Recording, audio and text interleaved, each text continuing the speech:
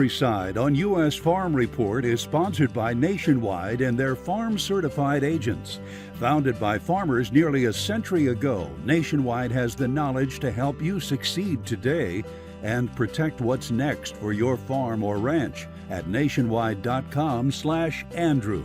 He's an iconic figure, 120 years old, and one that's larger than life thanks to a Minnesota town.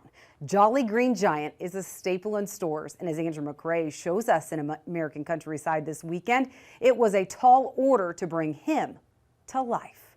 In the 1970s, completion of Interstate 90 was taking place in southern Minnesota near the town of Blue Earth. Citizens were looking for something to lure people off the interstate and into town.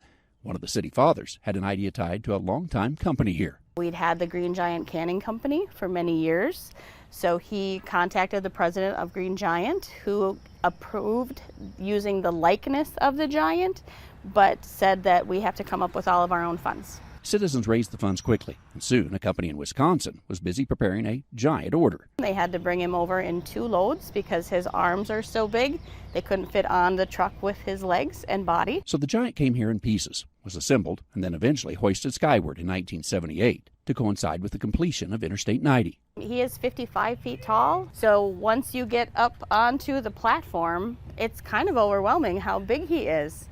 Megan has many interesting tidbits to share, including the fact that before he was built, the public had seen only the giant's face on a can of vegetables, and that actually presented a challenge. They had never photographed him from behind, so they had to bring in an artist to figure out what his backside would look like. You can see all sides of the Jolly Green Giant here today, and many do.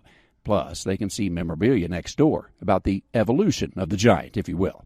Estimates are that we get about 150 to 200,000 people just stopping through a year. The fire department comes to give the giant a bath once a year. He also sports a red scarf during the winter and occasionally wears other items to celebrate certain events.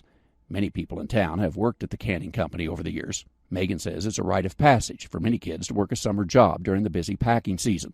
For visitors here, the small museum next door does a great job of sharing a giant story. It's a room full of just amazing memorabilia, items that they have been willing to share with us, showing the history of the canning company. This giant has been standing guard here since 1978. It's something that draws thousands of visitors to the city every year, and also a tribute to the many farmers of the region who grow for the label.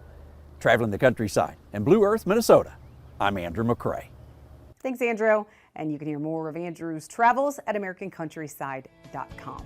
Well, is water the new oil? That's customer support this week. Who should get our ever scarcer water?